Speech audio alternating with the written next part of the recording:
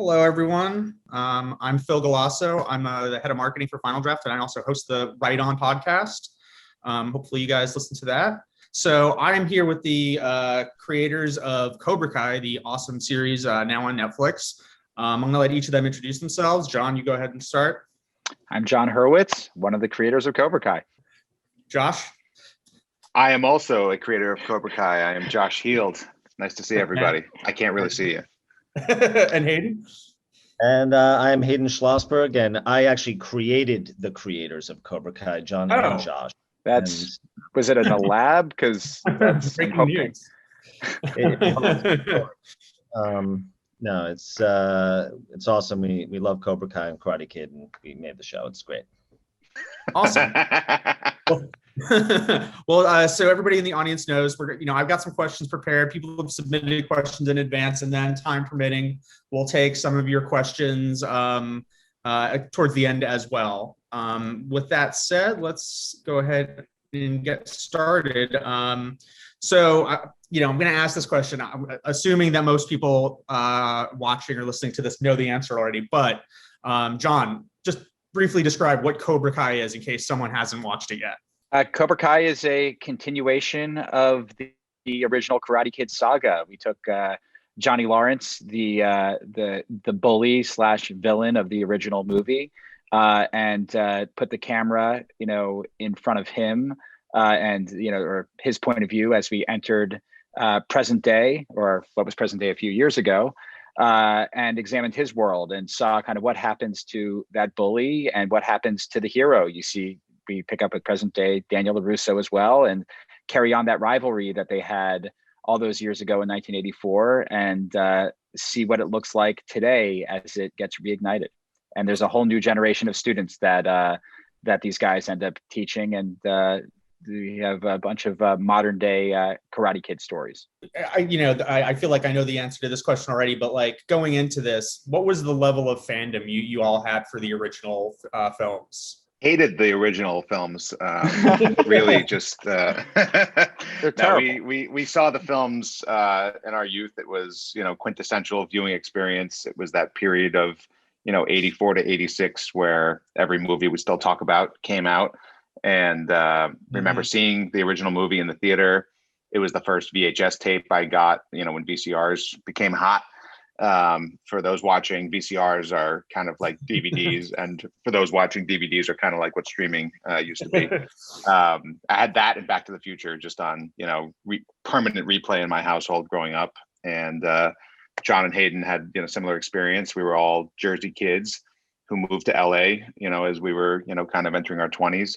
And we had a little bit of the Daniel LaRusso voyage, and it was not lost on us that we were, from Jersey, coming out here, suddenly we're in a sea of blonde. I was already blonde. I fit in. But it was a very, very special movie that we never stopped talking about.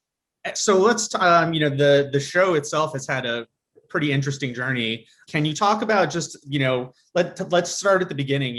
Reboots are obviously a huge thing now, taking, existing IP and either starting from scratch or continuing it the way you guys have done. Can you talk about, how you settled on your approach to, kind of shift the POV of the stories a little bit and make it more modern? Can you just talk about how you guys kind of fell into that approach?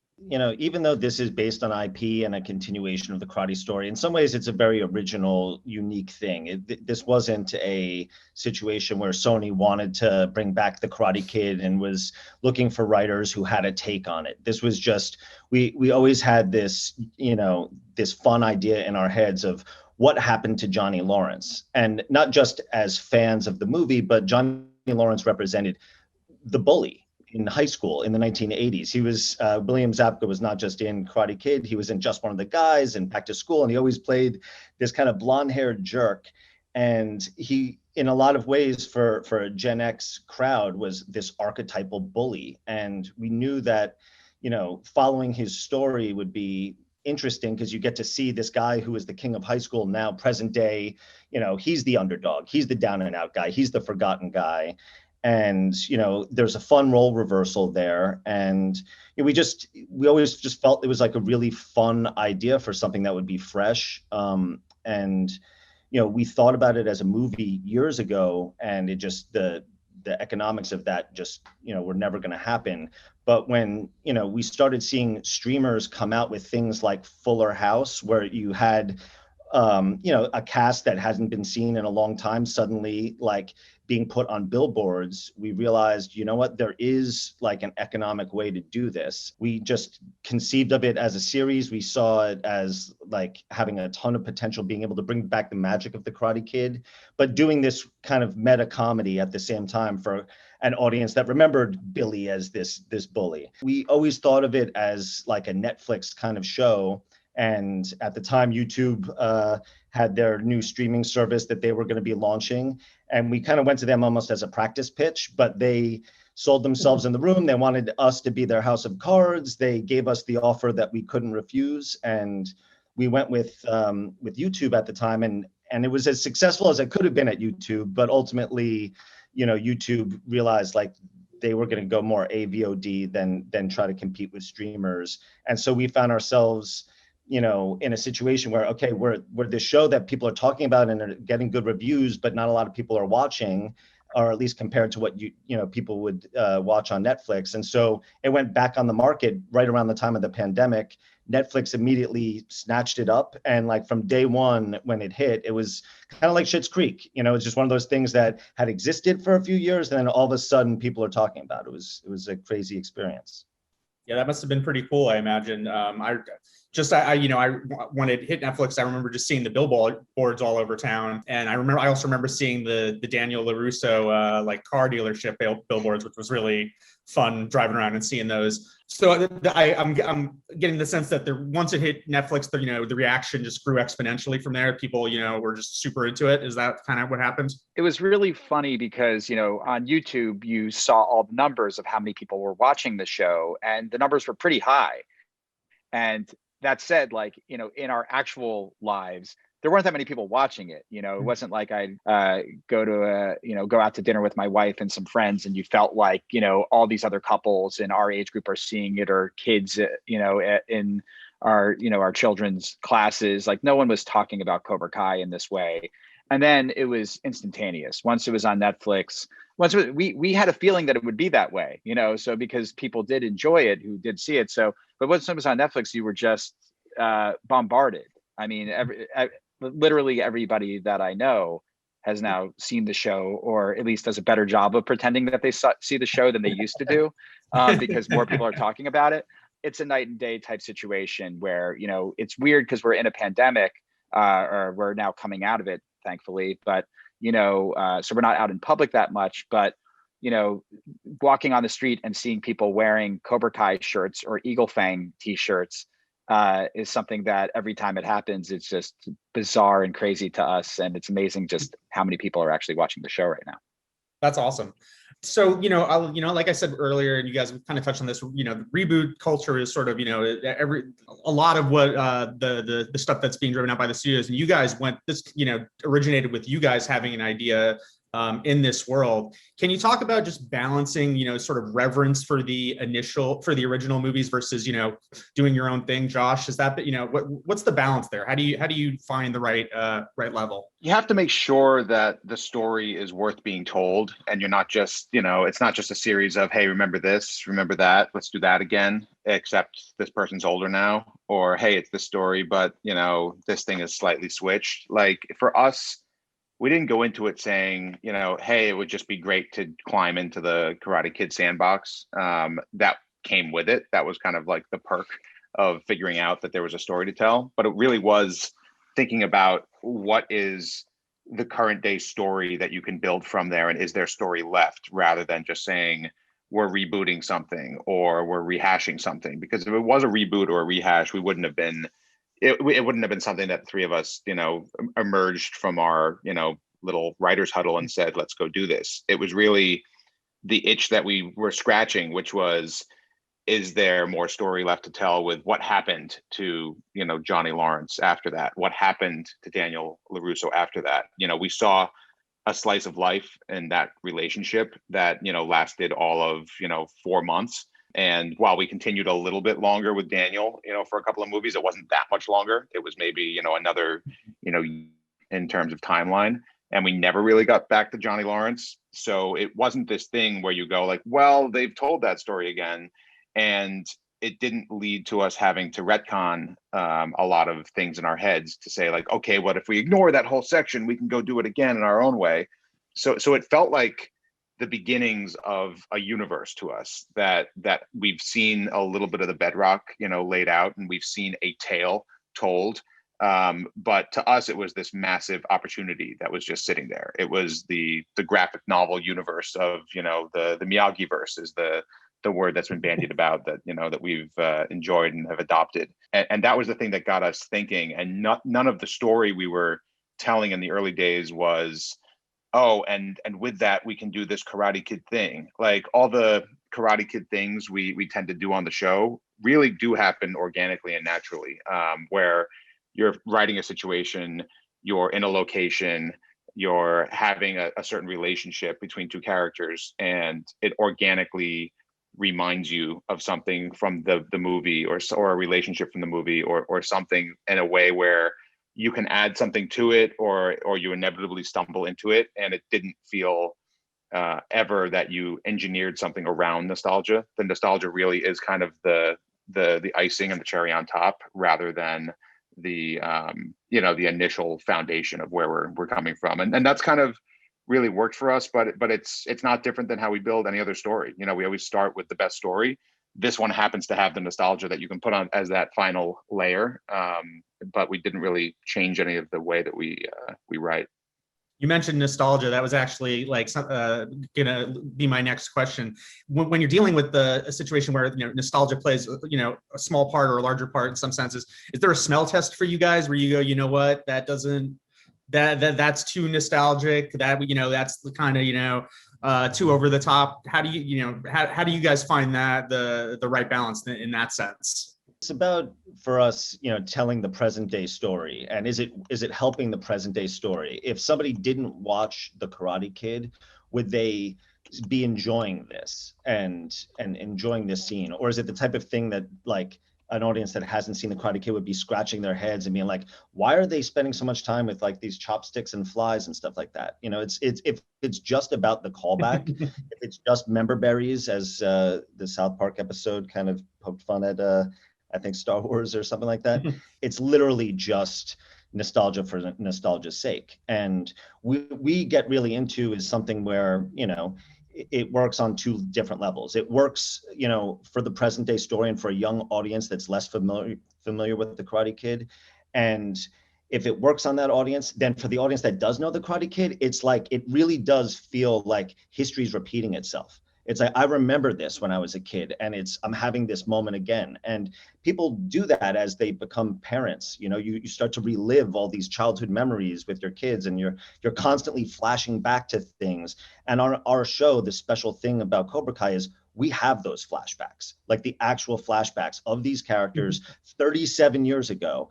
And if they're actually apropos, it feels you're living viscerally through the characters, and it's one of the greatest sensations that you can have. It's like you're driving around and that song comes on at the perfect time and you're just taken by it. So we know that we have the power of those flashbacks, but if we're just throwing them out there, it's like, so that's the smell test. It's really making it feel like an audience that doesn't know The Karate Kid is going to be into this, and then it's that double whammy that really hits hard.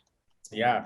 I also wanted to ask you guys about the tone of the show, because that to me, especially when I first watched it, was surprising. And it's darker in a lot of ways than you would expect, or at least than I'd expected. Can you guys talk about just your approach to tone? Because there is also comedy, there's drama, but it walks a tightrope that it could be difficult to manage otherwise. What's your approach to tone?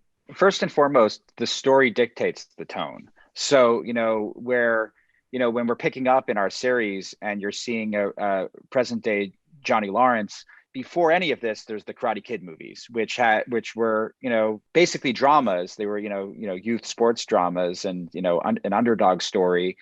It had a little bit of comedy in there and a sense of humor, especially with Mr. Miyagi, but, it was a dramatic story. So when we're picking up with Johnny Lawrence, we were figuring, okay, well, what is his life and what is, the dramatic telling of his life? There's an added layer of instant comedy for people who watched the Karate Kid movies and saw him as this sort of like charmed guy with this charmed life. So just inherently seeing him in the state that he's in, it immediately has a comedic element to it, but you're playing it dramatically. You're playing it real. The characters are living in the real world. They're not winking at the camera. They're always just living in the moment. And we always say that in life, you experience laughter, you experience pain, you experience a whole range of emotions, and the characters on our show will experience all of those emotions as well. We like to have a well-rounded kind of authentic experience for these characters, but we are aware that our whole premise is based on something that in a sense is inherently kind of hilarious, that it's, this teenage, karate rivalry that happened in the Valley in this part of Los Angeles that we say treats karate like Texas does football. That's the buy-in in the show. And so there's that layer of nostalgia, the layer of a little bit of camp, a layer of just sort of like, wait a second, you're kind of giving this the seemingly one-dimensional bully from the Karate Kid like a Better Call Saul type treatment where you're really digging into his life. That adds a comedic layer. It's really just trying to approach it all from a weirdly sincere place, while being aware as writers and as filmmakers that we are playing with different tones. And I think as long as the characters in the world are taking their lives seriously and the world that they're living in seriously, and we as writers are taking it seriously, we can look for those moments that we know we're doing a little something that has an extra layer of comedy. I think our inherent, the three of us are all guys who came up in the R-rated feature game. Our instincts are to bring laughter in our entertainment. But one of the fun things about, doing this more dramatic story is to make an audience super invested in the plight of all of these characters, so that while you may laugh in one scene, you may cry in the next. I think also, just to add, like, shifting perspective to Johnny just creates this comedy that we could stay true to the Karate Kid because it's a guy who's trying to help a kid, a boy become a man through karate, so it has that Karate Kid vibe. But because Johnny only knows Cobra Kai, it becomes this bad Santa comedy that the Karate Kid didn't have, where it's like, okay, this is in some ways the most inappropriate teacher of all time, who's a fossil from the 80s, who doesn't understand political correctness from the 90s, let alone today, and is teaching this kind of Gen Z kid stuff. And so we have this whole layer of comedy that the Karate Kid didn't have, while being honest to it. And you feel like, yeah, this is kind of what Johnny Lawrence would be like today as a teacher if he fell into that. Talk about the new characters a little bit, because that's one of the things that to me was one of the biggest surprises of the show is, obviously you're picking up with Johnny and Daniel and everything, but there's so many just fun new characters and they fit seamlessly into the world. How did you guys approach creating these new characters that were going to have to fit into, this sort of existing Miyagi-verse? We tried to be very mindful of what high school in the Valley is like now versus what high school was like in the Valley as presented in 1984. The big joke was that Daniel LaRusso was this Italian kid from Jersey, and, he might as well have been an alien from Mars, with the way that they treated, like him coming to the school was like, some kid that nobody's ever seen before, and everybody else is just, blonde and beautiful. And the reality is, high school now is you have people of, every culture, every ethnicity, religion, and we wanted to be very, mindful of telling a truthful, melting pot of what a Valley high school would be like. And we didn't pick any given city, because the movie didn't. So, we just say it's West Valley High, it's kind of like Beverly Hills 90210. In this West Valley, you have kids from Encino and Reseda, and you accept from the movie that, no harm to Reseda in real life. But as we know from the Karate Kid, Reseda is just kind of the wrong side of the tracks. That's what Reseda means in the Karate Kid universe. And you start, deciding, who lives where and where do they come from. But but it was also about finding those ways of, not expecting everybody who watches the show to connect to the same character on the way in. We know that people who grew up with the movie like us are going to come in and immediately find their kind of guiding character in Johnny or Daniel or both of them. And those characters are going to bring you into the story of the younger generation, because we're going to see that rivalry start to drip down. But what we found is that there's a younger generation watching this show who are immediately coming in with, no allegiance to Johnny, Daniel, anybody. And it's a little bit of a teenage soap opera that's happening that, yes, I understand that their parents and their senseis have issues, but it's equally engaging to me from the get-go for these kids. And after a few episodes, I think most of the audience kind of settles in and discovers that, I came for this, but I'm staying for this, and vice versa.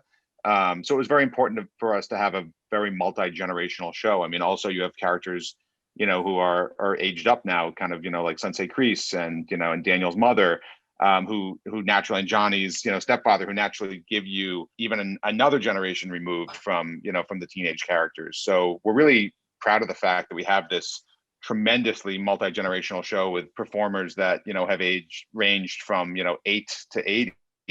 And it's nice to see them all kind of coexist in that microcosm that John talked about, where if you accept that karate and rivalries about karate and high school karate is really important, then none of it's weird. Then it's okay to have it affect your business and your family and have blood feuds about it. It's still weird. Kind of is the way of the universe. If you don't accept it, then you're just like, what the hell is going on? What is it? I mean, I live in the Valley and I have several blood feuds with people. So I step out of that buy-in for one moment. It's a real problem. If you leave yourself immersed in it, it all makes sense. Galleria and you say the wrong thing or you bump into the wrong person, you better be ready. You bet, karate brawls happen all the time. I've seen knife fights at that ArcLight. Oh, no doubt. Usually among film writers, if I'm being honest. But so let's talk about just your writing process a little bit, specifically for Cobra Kai. When you're starting out, even before the first season, how are you guys mapping things out? Do you have a whole season planned out? Do you have episodes already siloed out? What's your process when you're starting a new season?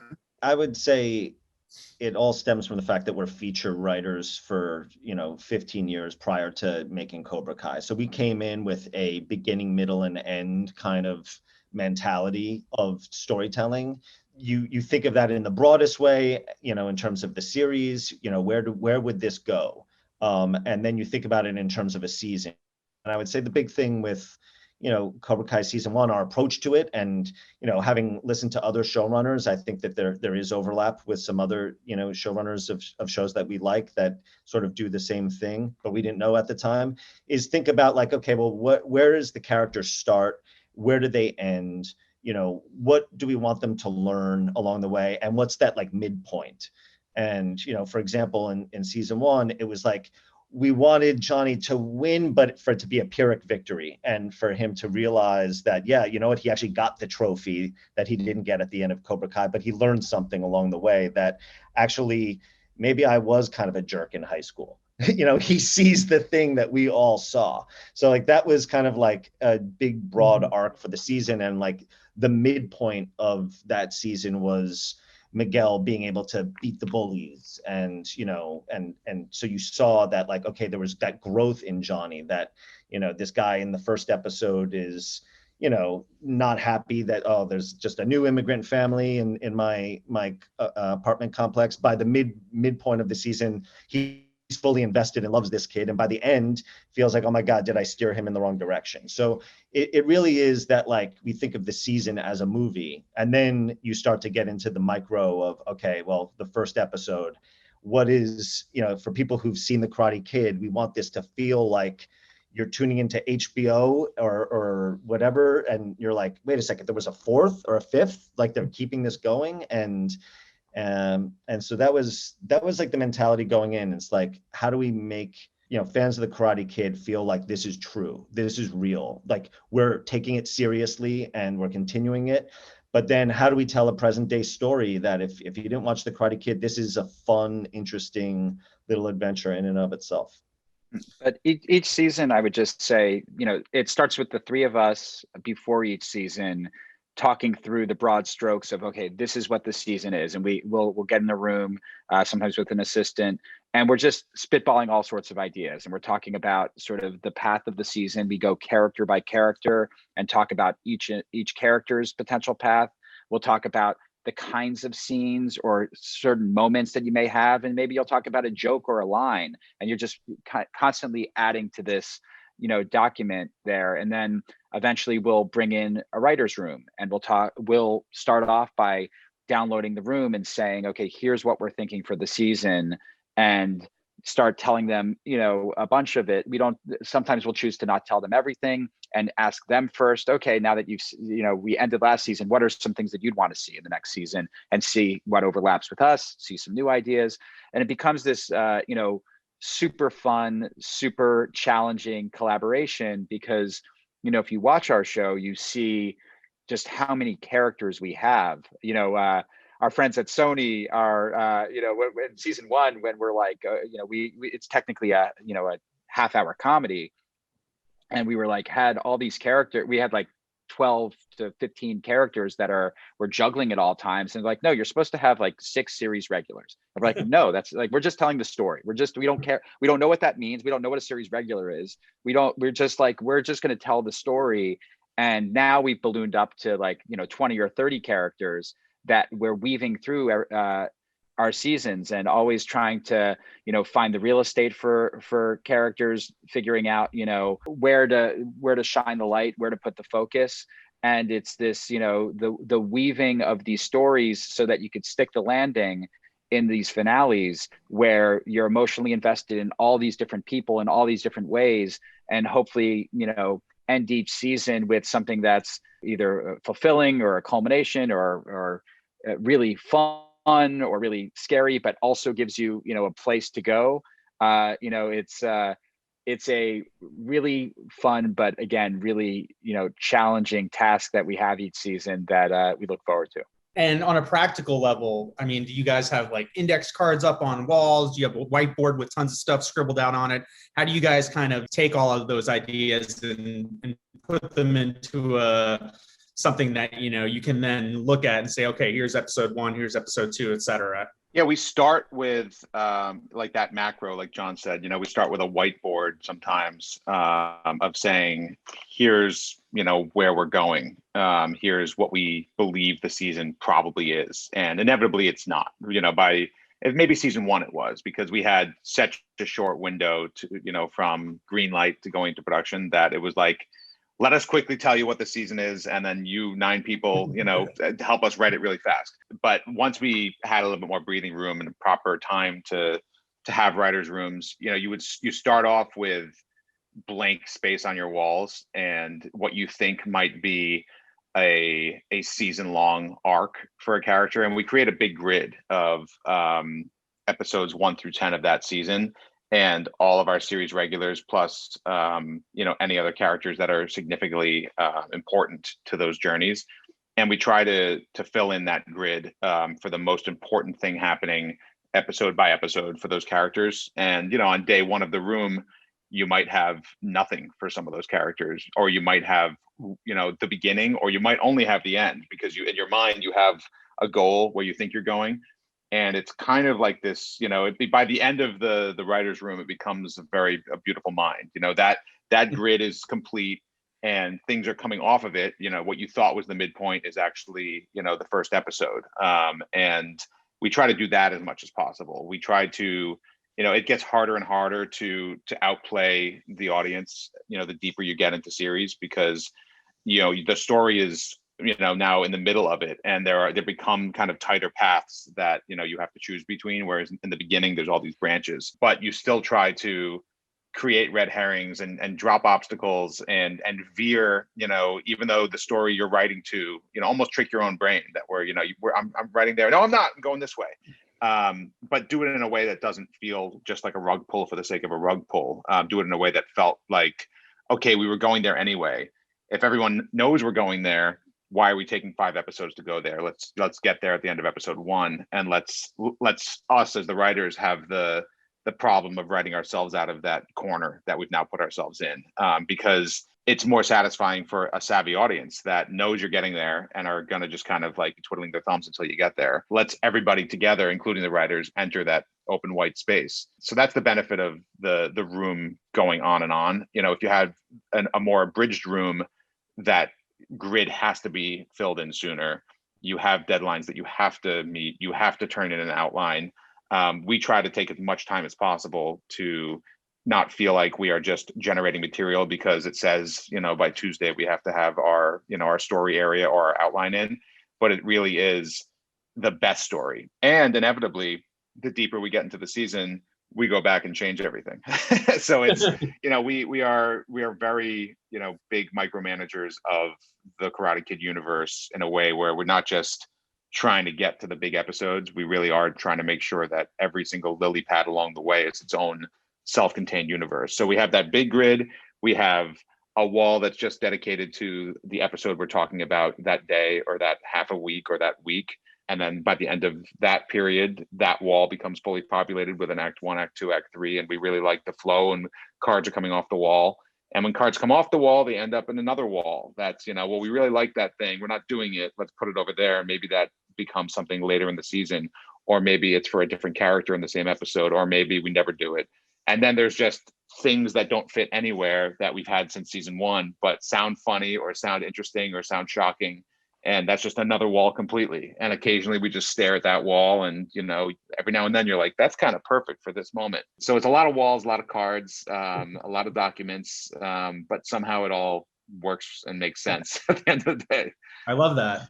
So you mentioned, you know, you have, you know, the luxury of having a longer room, giving you an opportunity to kind of, you know, just come up with the best story.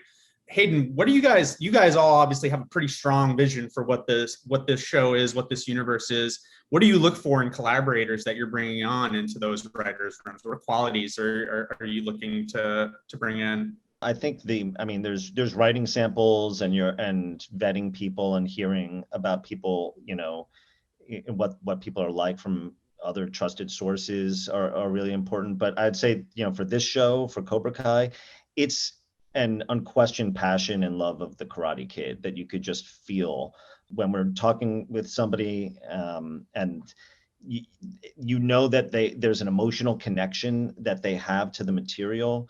I think that's the unique thing about this project. And that's the thing, you know, you're always looking for, you know, a diverse, unique, you know, you're looking for different voices. You want to have, you know, people who could bring, you know, their special, unique qualities to the table.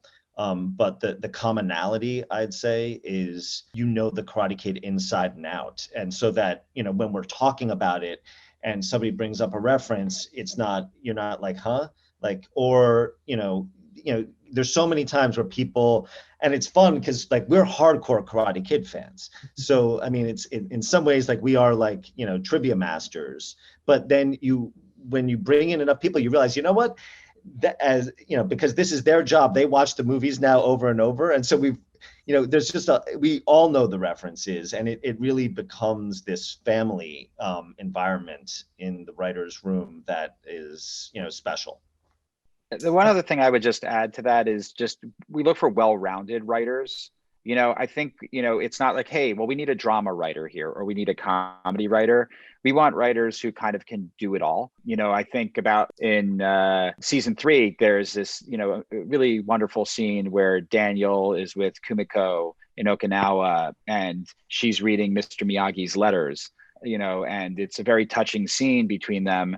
And the guy who wrote that scene had a hilarious comedy sample. And that's, we brought him in because we read this comedy sample that worked. It was not only funny, but it was the story worked in across the board. And when we took a meeting with him, we realized he was a really smart guy. He's a sensitive guy. He's got all sorts of, he was the full package. And each and every writer in our room is like that, where we want people who have a sense of humor. We want people who, obviously, as Hayden said, know and love the Karate Kid. We want people who are approaching it from story first and from character first and from the dramatic story first. We're not looking for writers who are going to come in and like their big thing is, oh, I got all these punchlines for you, or just joke. We want, like, our discussion in the room is revolving around the story. It's always revolving around, okay, where is Daniel's headspace at the beginning of this episode, and what's the journey that he's going through? And you talk about that for every character. And the comedy is just something that if you have enough funny people who are focused on story, then the comedy just comes. That's the easy part. But you need everybody in the room to be focused on the dramatic story that you're telling.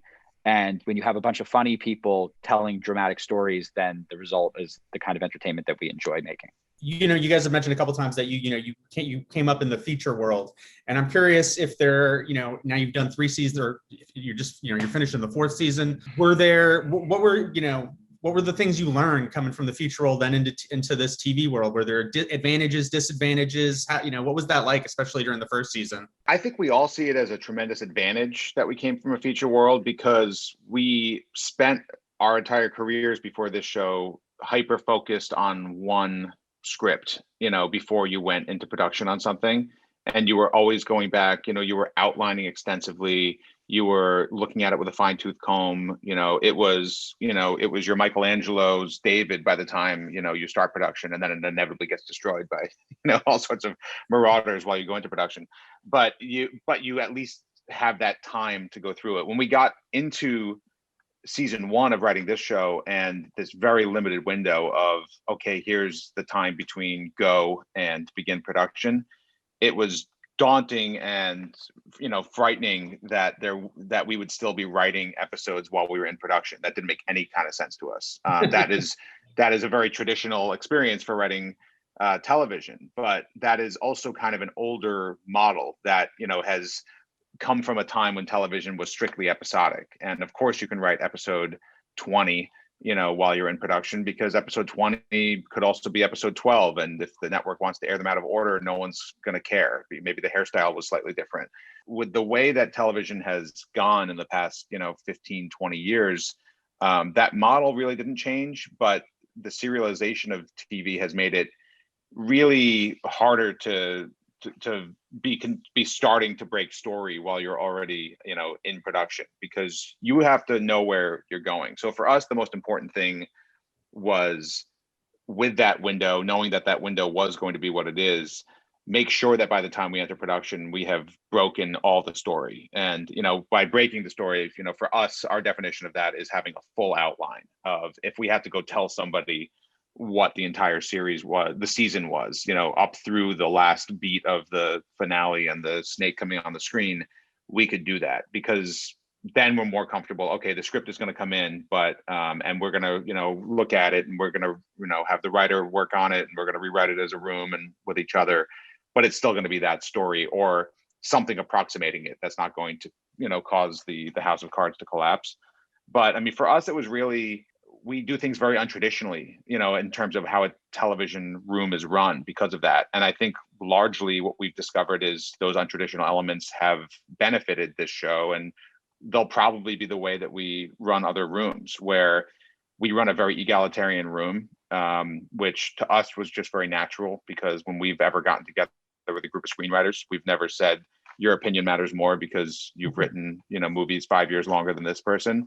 But in a lot of television rooms, the more junior writers, what we've heard is they don't have as powerful of a voice in the room, and there is a lot of letting the supervising producer or the co-EP have the louder voice. For us, we didn't really know what any of those positions meant when we started this process. We would have, everyone can be called the king of television for as far as we're concerned, as long as their scripts are good and their contributions in the room are good and their story and attention span is great.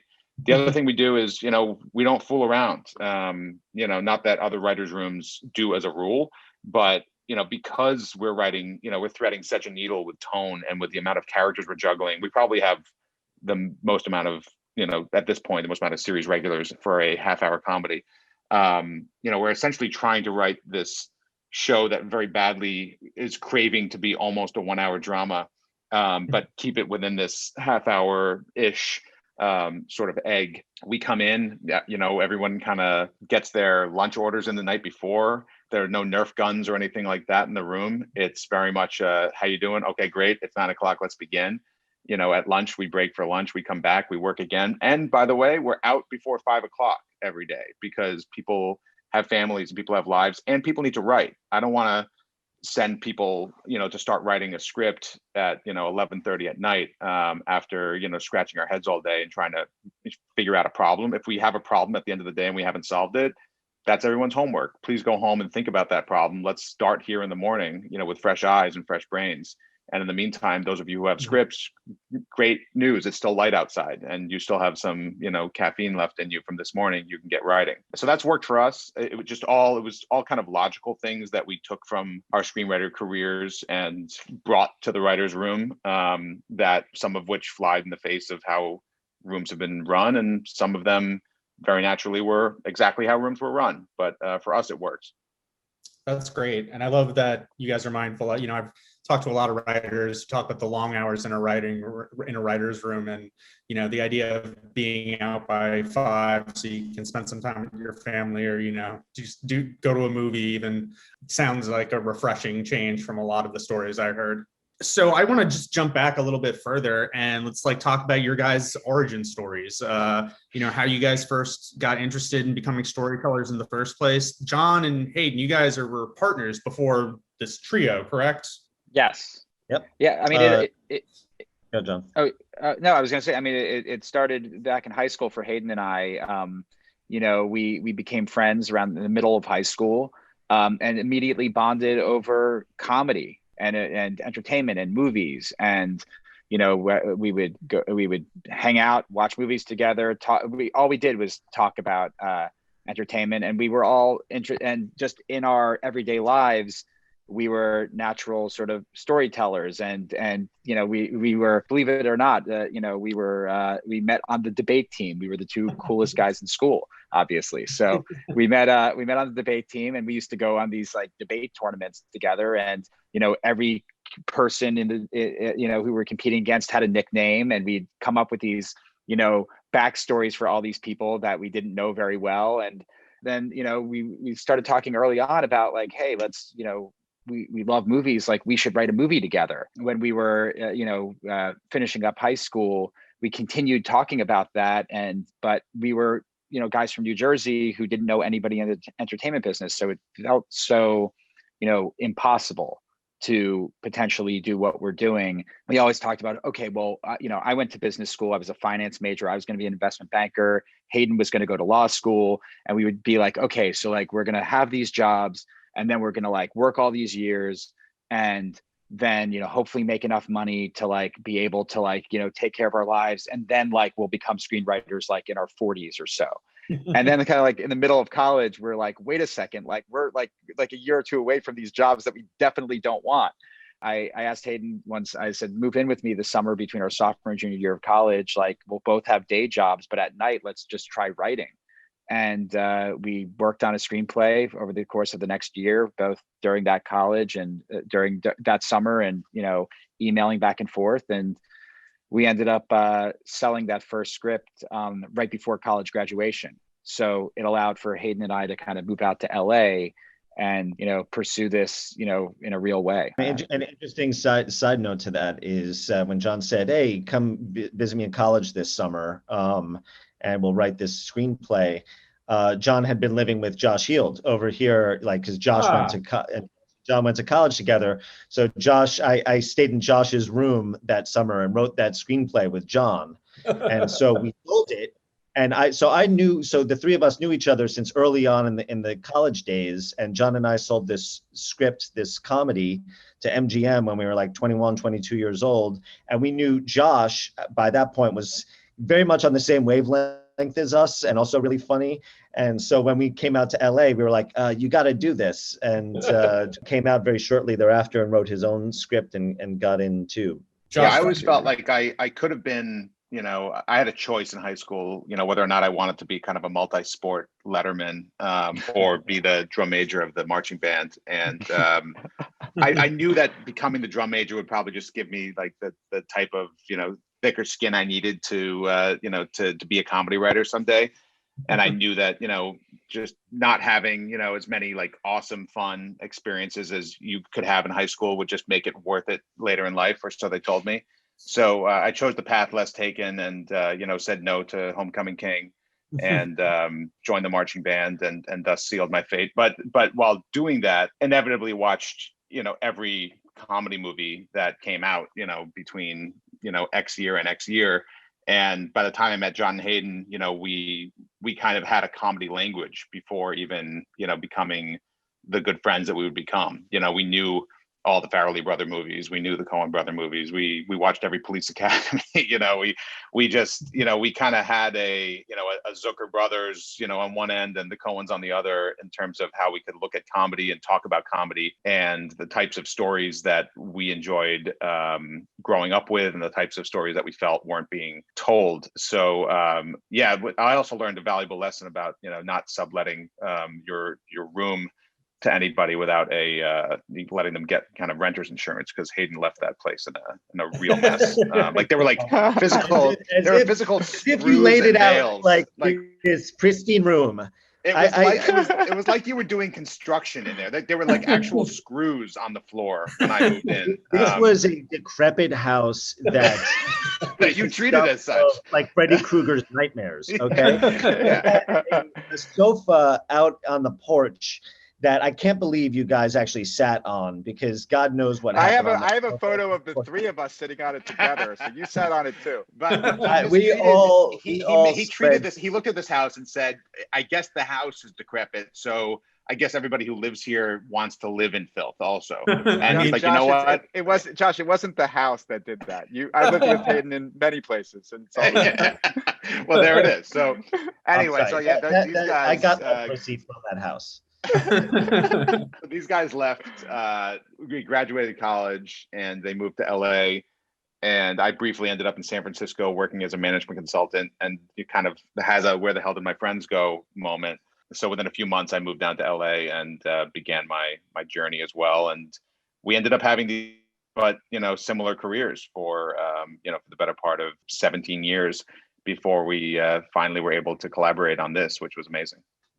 And talk about, John, I'll let you start, just those early years as a feature writer, what were some of the challenges you encountered, and what were some of the things you learned, over the course of writing several movies and working with different filmmakers and studios? What was that journey like for you guys?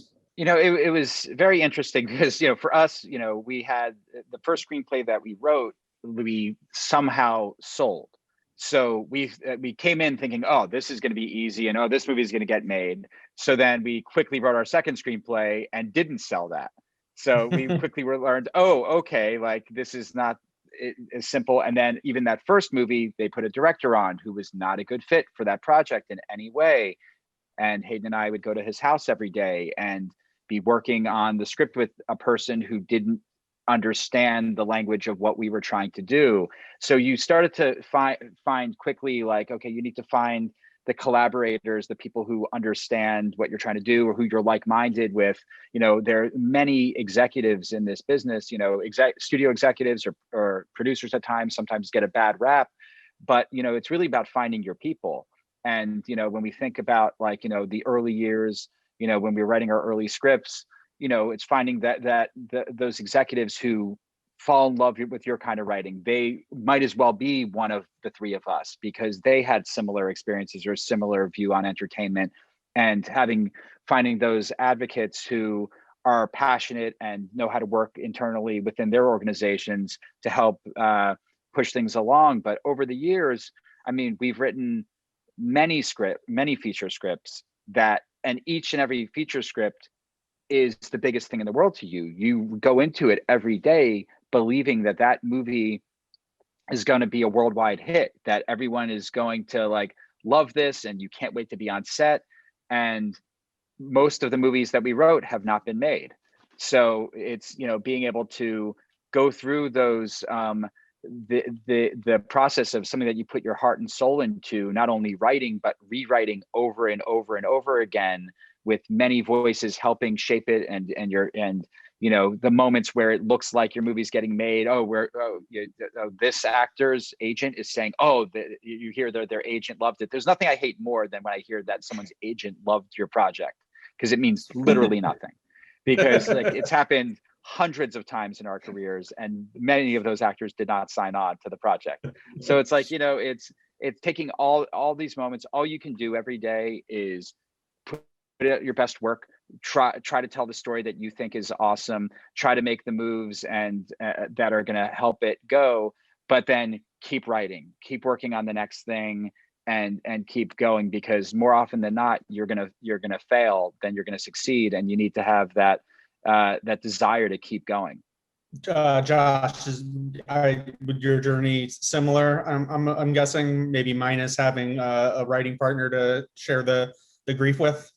Yeah, I mean, it's funny, in those first few screenplays I wrote, I kind of knew, I like John and Hayden, even by virtue of like moving to LA, like, 8 months before me, it felt like there was somebody who was, you could see ahead of you on the track, and there was a little bit of, their experience that like entered my brain. So it wasn't just a complete, I didn't go into this job with, complete naivete. I think you have to go into it with a little bit and a little bit of, unearned optimism, because, if you really look at the odds of, will my screenplay become a movie? It's, you might as well play the lottery sometimes, with how long things can languish in development, and how you have to have a little bit of luck, at the right times to make something work. It's not always about the best material.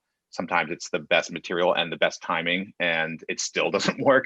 So, I had the benefit of seeing that just because they moved to LA didn't mean that there were billboards up, right away saying, John and Hayden are here and here comes their movie, that things take time. And I had to kind of figure out, my own process of what stories I was writing. And the three of us have very similar senses of humor, but, it felt like, in the beginning anyway, it was like, well, these are all of our jokes, and you're writing them because it's just the way that we talk.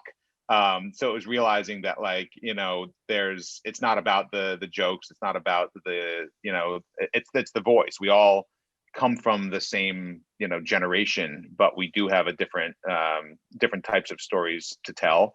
And one of the most valuable things for me was becoming a reader. I did script coverage for numerous studios for about 2.5 years when I first moved to Los Angeles. And the first 15 scripts I read, I apologize to every writer, who wrote those scripts, because they were read by somebody who'd never read a screenplay. And, this person was saying like, this shouldn't be a script. And, who knows, I remember I famously, said to whoever made The Aviator that they shouldn't make The Aviator. And then it became The Aviator. And I was like, oh, well, I have to stand by that, I guess. But I also, but I also read things like Drumline, and I saw these kind of early drafts of scripts. I saw I read everything that had a vampire or a werewolf in it. And you saw the good, the bad, and the medium of how those stories were being told. And in those 2.5 years, I read about 1,700 scripts and did coverage on all of them. And I began to see the matrix a little bit in terms of what I was responding to, either positive or negatively, or just in an engaged place. Even if it wasn't a movie that I would go out on a Friday night and say I need to be first in line for, there was a reason why I was really turning that page, versus saying I have to turn the page because they're paying me $50 to turn the page. And it helped me discern, proper structure and what is gratuitous writing, where you see a page and it's just dialogue, or a page and it's just action. And you can break, it's kind of like playing jazz. You can break the rules, but you have to know the rules. And at the beginning, you don't really know the rules. You feel like I have a story to tell and it's important. Oh yeah, what is it? It's about a guy who just got out of college and moved to LA. It's like you don't know anything. You don't have life experience yet. So you have to figure out, how can I tell that story, because it is what I know. And there is something underneath there that might be valuable, but it's the framework, it's the voice, it's the way into it. And those early days were about figuring that out for me, and until I, really found the first screenplay that I felt like, okay, this is new. I haven't seen it, but I know genre wise, it is going to fit and it's going to hit with, the right audience. And it was just baby steps. Hayden, when you guys were, at that stage in your career, versus now where you guys are writing Cobra Kai, you're making Cobra Kai. When you and John are out there and you're writing a script and you don't know what's going to happen with it, what was your process? Are you guys locking yourselves in a room like you do now with, outlining everything? Were you splitting up a draft and going back and forth? What was your approach then, and how has it changed over time? It's a combination of, locking yourself in the room and the outline. We've always, I've heard George R. R. Martin talk about, he writes, a little bit each day. The different writers have different processes. Like for John and me, it was always like, we want to think in broad strokes of where this is going and have a game plan and be prepared for when we actually open final draft and start typing fade in. We're not just like writers at the typewriter, looking out the window thinking, the night was sultry, we have the game plan, we have Word docs, pages of it, figured out, and that we all do together for the most part. Occasionally you're thinking of something alone and then but we planned everything together. And then when it comes to writing, it's, I would say, sometimes it's just like, hey, it makes more sense to say, hey, let me just start this and I'll take it to this point, and you could start from there and go to there, and then let's merge those things together and look at it together. I'd say that's mostly how we operate. So kind of conceive the outline together in the same room, and then split up the final draft duties, and then merge and talk about it together. Josh, what about you when you're writing solo? Is your process different than, when you're writing with the team? It is a lot of planning beforehand. I'll say like entering this team, and getting between these guys, I experienced kind of like what it is like and what it must have been like to be a two-person team, which I never had. But what I realized was I was just kind of, doing twice the work. I never did index cards at all before writing television. Like it didn't make sense to me, but I didn't make sense to my brain anyway, the way that I, constructed a story. I think in the early days, I would just have kind of an endless Word document that would just be, going and going, and it inevitably was an outline, but that would become hard to visualize. So I would say in the last decade or so, I've kind of adopted a giant whiteboard approach with columns, and a writing team that actually I worked with briefly on a project had done this, and I kind of, it made sense to my brain, and I started doing it as well. And it was kind of separating Act 1 into 2 columns, Act 2 into 4 columns, and Act 3 into 2 columns. So it was a 2-4-2 approach, and you knew where your midpoint was, but you also knew where your midpoint was in your first act, and you knew where your quarter point was in your second act. And it was about kind of organizing your thoughts as you have that Word document and you know what your story is, seeing, am I hitting the right things at the right times? If I know this is, where I want to be by, the end of that first column in that second act, do I have too much story before then? Because then, by the time you start writing, your first act break is going to be on page 40, which is going to be a problem. Mm-hmm. So it was a combination of outlining and really trying to visualize a story in a pre-index card world for me. But it was the same thing. Like I liked your throw mama from the train reference, Hayden. But yeah, I never sat there and said like, let me just write a scene and I'll figure out where the next scene is going. That felt like you're building Jenga from the bottom up in a way that it's going to inevitably topple, and you're going to have to double back on yourself and redo it. Yeah, I think that's where a lot of people end up with like a first act, and then they don't know where to go from there because they haven't thought it through. Like he I just remember listening to him, and he, talked about like, with Game of Thrones, it started with like the first sentence, like he liked the idea of like, the summer snow melted on the whatever, and it's some writers can like start with something and build off of it. And I everybody has a different process. When Josh was talking about the, 2 things in the first act to the 2-4-2 thing, I've heard that, and it's like, it's you want to kind of take everybody's different structures and methods, but like Josh said, it's like you also have to break out of that. Otherwise it's not everything falls in line in those types of structures. So there's always, differences. I want one thing that younger writers, aspiring writers, who I imagine comprise a lot of the audience here. I want to just talk a little bit about representation and what your relationships with your reps are. John, what do you guys look for in representation in a manager and an agent? What do you make someone a good fit for you? Well, they have to truly be a fan of your work first and foremost. Like, when we've had the same agent for 18, 19 years now in the feature space. And then, our TV agent, we were given, right after Harold and Kumar got made, it was like, hey, you now have a TV agent. And that was it. And we met him, and it was a similar kind of thing where you feel like they, when you're talking to real fans of Cobra Kai, we know when it's a real fan. When you're talking to your agent, they need to be a genuine fan of your stuff.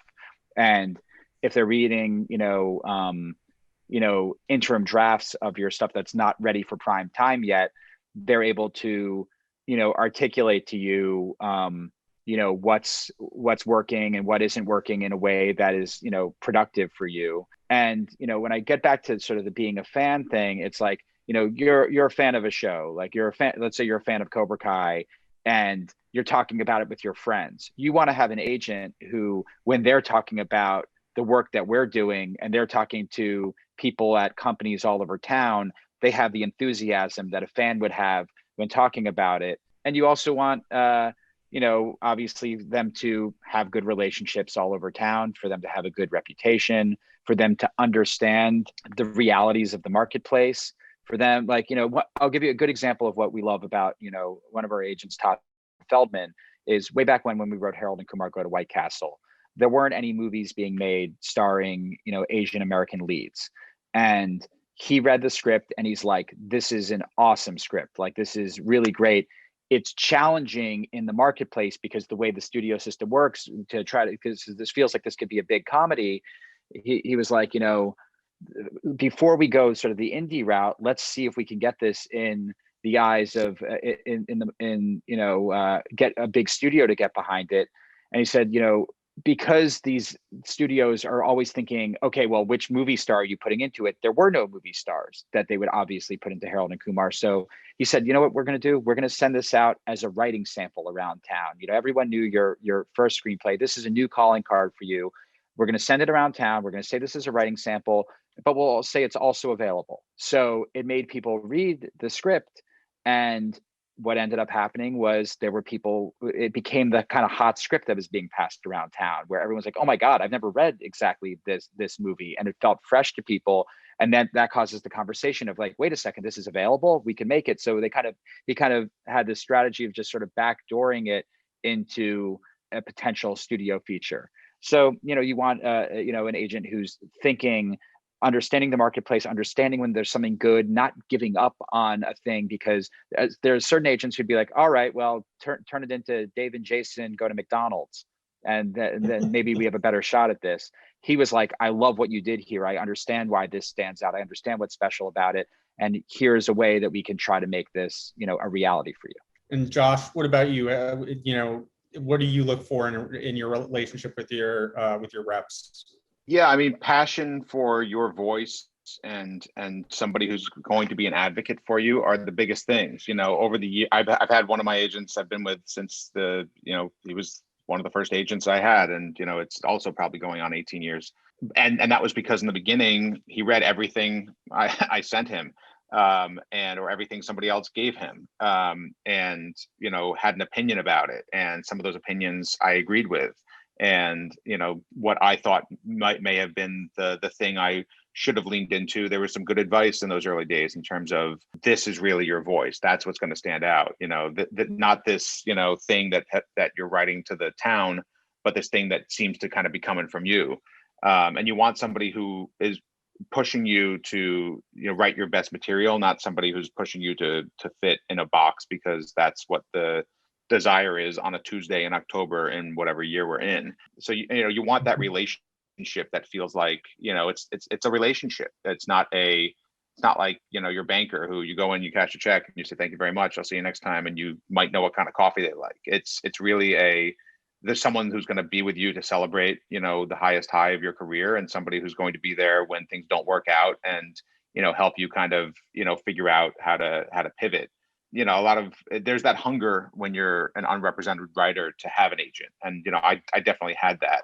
And I reached out at the time to a writer who was, much more senior than me, who I knew through a friend of a friend, and and said, I really feel like I need an agent. And he said, why do you need an agent? And I said, I need to get meetings. He's like, what do you need a meeting for? And I was just like, I said, so I can have a career. And he's like, I'm going to introduce you to an agent. He's not a very good one. But he's going to get you those meetings, and those meetings, hopefully something good comes of it, and you fire this agent. And the idea of firing anybody was crazy to me.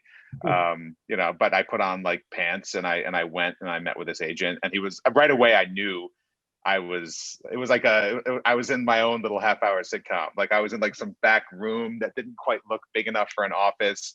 I was better dressed than this person was. You were Xeroxing your own scripts. I remember. Yeah, they were asking me. He was like, the moment that my script went out, there was a spec that went out. There was interest in it, and he called me almost like surprised that like something that he had sent out was getting interest. It was like, and he was like, I'm going to need like 20 more copies of this. So he didn't have a copy machine, so I had to go to Kinko's. I was spending like the last money, and I was schlepping them over the hill to to Encino somewhere where he was. Like, not there were various red flags that this wasn't the right agent for me, but I also realized at the time that I was thrust into this with somebody telling me this isn't a good agent. So it's kind of like staying at a crappy hotel where someone says this is a pretty crappy hotel. And it was one of those executives that I met with off that script going out from this agent, who said, your agent's not very good. And I said, that's what I hear. And he said, I don't usually read anything that comes from him. I think I must have missed the cover letter, or else it would have gone to the trash. And I said, well, that's not very good, for my tenure with him. And he said, would you like to meet a real agent? And I said, yes, please. And he introduced me to the agent I'm still with today. So, and that agent, like right away, it was like me realizing that, oh yeah, that wasn't really even an agency. I'm not sure what that was. And he's like, it was much more functional from then on. And I met people who passionately were of my generation and understood what I was writing and understood what the comedy landscape was at the moment. And it's evolved, as our genre writing has evolved. Hayden, when you guys, so you get, when you have reps and you're starting to get these meetings, what's your approach to being in the room with an executive or a producer? What do you, any advice for writers who are, going out there on their first meetings? It's changed, early on. I mean, we were 21, 22 going into rooms with people. And then, it really is something where the more experience you have, the more comfortable you are. And so it's trying to be as comfortable as possible. And that's easy to say. But one way to be comfortable is to, have your talking points kind of in your mind and have I don't know.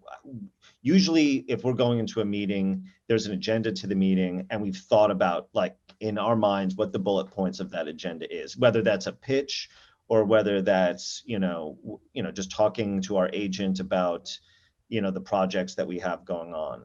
If you're just, if you know that and there's something that you're prepared for going into any of these meetings, it takes the edge off versus, going in and winging things. So I don't know. I think for us, it's just been, over time, you meet people, you get to know people, and then you get to that point where you're cracking jokes in the room, and it's suddenly you feel like you belong here, I learned very early to have more than one thing to talk about in a meeting. I had a meeting at Rob Schneider's company.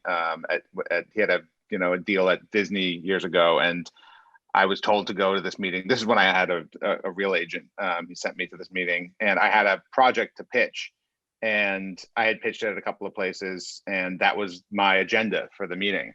And within 2 sentences of me beginning this pitch, the gentleman I was pitching to said, nah, we're not going to do that. What else you got? and I didn't have anything else. Like I had my pitch, I had, maybe like, 14 more minutes to go. And it became a very awkward meeting where I realized, like, have some backup material, have something to talk about, like what you intend to write next. And it goes to, my advice to younger writers and John and Hayden's advice all the time is like, don't put all your eggs in one basket. At the time you're working on a screenplay, it becomes or a pitch, it becomes the most important project of all time. And if it doesn't happen, the world shall burn. But you also have to like put that passion aside to a degree and put your brain on something else.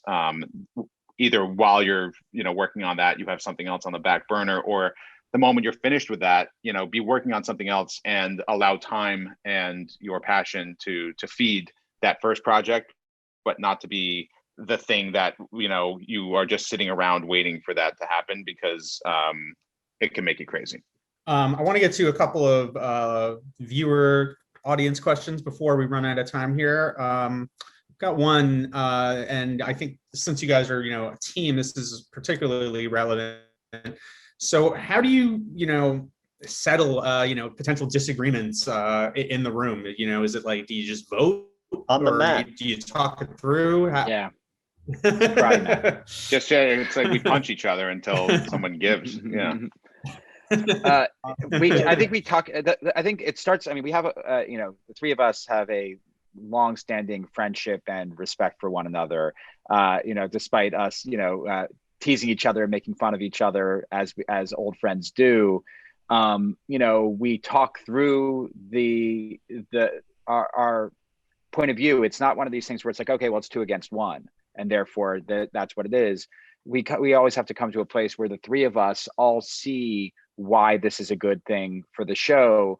And even if maybe one of us is like less into it as the others, to understand understand what, if we're doing our jobs right, we're explaining why this works, why we think it's going to work on an audience. And, the third person in that scenario has to be like, all right, I could see that. Maybe it's not my favorite thing, but you have to all be in agreement on whatever the decision that you're making is. It's not even when Hayden and I were just 2 people, it was the same thing, because then it was like 50-50. You have to talk it out. And occasionally, every once in a while, the conversation gets heated and passionate in one way or another. But then, you end up you're able to step aside and be like, we're talking about this character. We're talking about like the villain from Karate Kid Part 2. And that's what this heated argument is about. Suddenly we become like Amanda on our show Cobra Kai, where it's like, okay, let's calm down here. Like we're going to figure out what Chosen should be doing present day or whatever, so it's, these are fictitious imaginary worlds that you get very invested in. And, and it's fun. It's fun having like those arguments, those disagreements. You're seeing different perspectives. And it helps to be comfortable enough with each other where you can, joke around and be a little bit pissed off in a way that, like, okay, the friendships are not going to end over this, if strangers, you maybe wouldn't say certain things. I was going to say, what I will say is if you have a partner who you guys are just disagreeing all the time, that's the wrong partner for you. Yeah, that's probably a good. I never advice. had anybody to disagree with, like, before this project. Like, I would, come up with an idea and I'd be like, that's a great idea. Let's get lunch. And getting in the middle of this duo is fun. Because I would say most of the disagreements we have, it's not me versus them. It's me and one of them versus the other person. So like so you see they each like kind of wooing me as the ally in the battle. And occasionally it's me versus the 2 of them. Like there really is no one way it usually goes. And it's funny to kind of see which things, it's usually something super trivial and ultimately insignificant to the overall storytelling, but something so special and important to one of us that we are willing to take out the sword and, and say like, I will slice off your head if I have to, but this is not going. And then by the end of it, the swords are down and you realize like, we made a decision and we moved forward somehow, and you either did or didn't get your way, but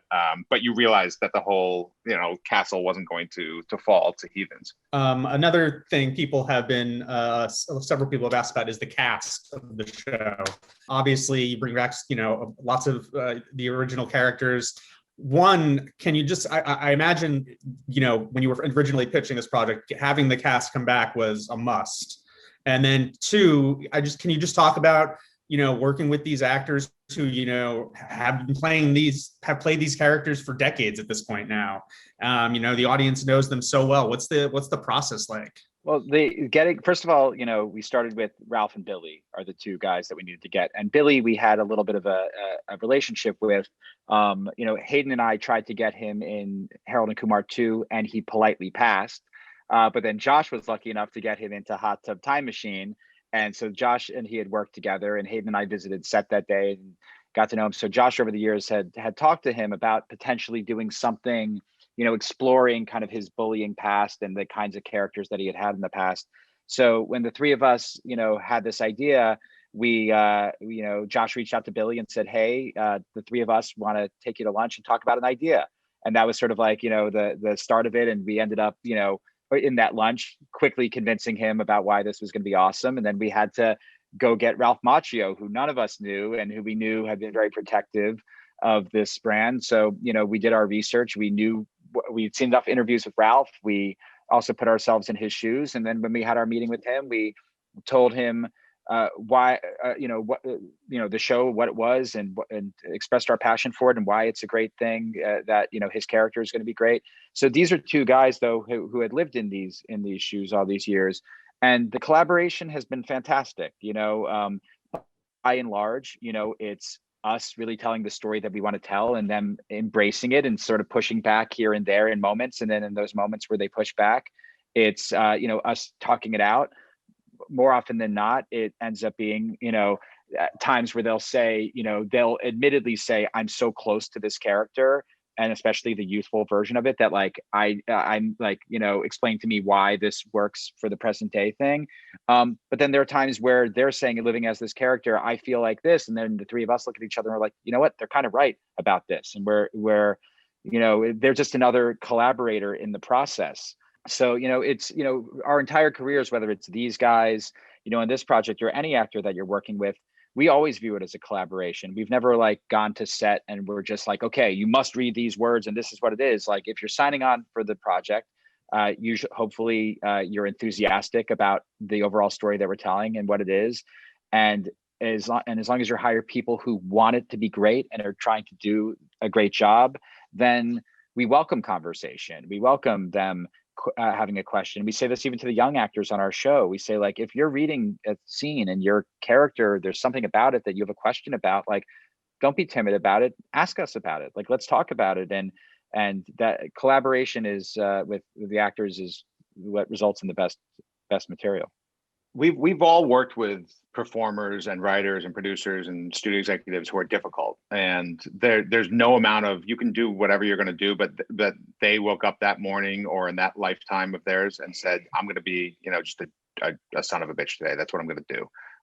And so it's just not going to work for that type of person. Thankfully, with this project, we don't have anyone who falls into that category. And what really works for the other 99.9% of the people who want to be doing what they're doing and appreciate what they're doing in our industry, and there really are more good people than bad people, is they respond to your storytelling and your confidence in that storytelling. And if you have a respectful confidence in the story you're trying to tell and why the journey that you're telling makes sense, that this moment in the journey makes sense for that character, it doesn't become I want you to do this. It becomes this is the greater story we're telling, and this moment makes so much sense because of the moment that came before and the moment that comes after.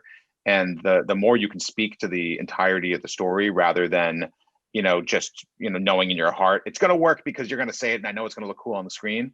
The more you can bring the performer into your process in a macro way, not in well, let me show you every outline and why 12 people in a room wrote this and why it's going to only make sense if you say those 3 words. It's about that conversation and being able at all times to be protective of the story, but project the confidence in the long form story. And if you're always remembering that you're the keeper of that story and that your duty is to that story, and you don't get territorial, it really does lead to a better conversation. Where at the end of the day, maybe you're changing three words, or you're removing a scene, but you're not, you can remove the Jenga piece because you've constructed it well. Just a couple last questions as we wrap up. This year has obviously been enormously challenging in a number of ways for people. Do you have any advice on just how to stay creative, during challenging times, things that have gotten you through some rough patches? Well, Netflix has been very helpful, and there's so many different streamers, and you watch things, and you get inspired. I mean, everybody has a list of shows or movies that they've been meaning to get to, and I think the easiest way to get your creative juices flowing is to see somebody else who did a great job on something. And that's been something, I guess, for me in the pandemic was catching up on some things that I hadn't seen. And it was fun having Cobra Kai be one of those shows that a lot of people saw during the pandemic. And so it's I don't know, I for me it's always been about like experiencing life, and if you can't experience it out in the streets, well then use the laptop or your TV set to kind of get someone else's experience. Josh, what about you? Do you when you're finding it difficult to focus on something, do you have any tricks? Do you go out for walks? Do you go to the movies? What do you do? Yeah, I mean, my days are as overwhelming as anybody's. I have three children who are small, and we are juggling this show and some other development. And at the end of the day, the last thing I want to do is be thinking about. I need something that's just the escape. I'm just pushing the button. My brain is turning Cobra Kai off right now, or whatever I was working on off, or the kids are finally in bed. And I usually lean into something that's in a genre I would never write or haven't yet written, or it's a documentary, or it's a serial killer documentary, or it's a reality series about sword making, and it's really not something that it's like, this is a big passion of mine, and I want to learn how blown glass is made in a week-to-week competition where people are eliminated. But for some reason, for my brain, it's the salve I need to fill that little space between work and bedtime, and it really is about putting down the laptop and the devices sometime, and having, much like we run our writers' room, like I try to have hours in which I know, unless it's an emergency, I'm really not on my laptop, because if I'm on my laptop, I'll inevitably be drifting into my inbox. If I'm in the inbox, I'm going to read the script, or or watch the cut, or do the thing that is going to bring me back to work brain. So I try to just leave the computer in the bag after a certain hour, if possible. Not always possible. When we hit production, it's it's like you're on an airplane that's on fire, that's going to crash at all moments, and you're pulling at the various parachutes and cords and oxygen. But when you can relax, it's absolutely necessary. Last thing I'll ask before we let you guys go, and John, I'll start with you. Is there, and you guys have offered a lot of really great pieces of advice over the past 90 minutes, but is there a lesson you wish you've learned over the course of your career that you wish you could go back and tell that guy who's just starting out, who's just starting to write scripts? Is there something you learned that you think you would have loved to have known back then? Nah. I'm sure. No, I knew it all then. No, it was. I think it was. I think it's funny when I think about the biggest regret. It's really just like, I wish that I had experience in television sooner. I think for us, when I look at the experience I've had in the last few years, I've always enjoyed collaborating. I love working with Hayden every day. I love working with my entire career working with Hayden every day, and I love working with Josh. But I love working the collaboration of a group of people, and I think there's a lot of value in writers' rooms, being in a group of 8 really smart people who all care about the same thing and are working together. I think that you could learn a lot about process, and I think we all talked about our process on writing scripts and those kinds of things. I think Hayden and I early on, we were smart in the sense that we knew to plan before getting onto final draft and do the outlines and things like that. But the note cards and that kind of stuff did come later in the game. I think we were always in that Word document, as opposed to having the visual of it on the wall.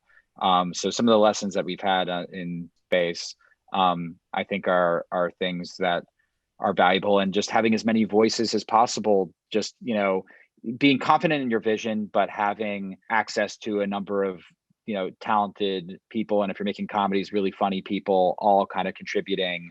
And then you're sort of like the person who's distilling it into kind of what it is. Collaboration is just the best.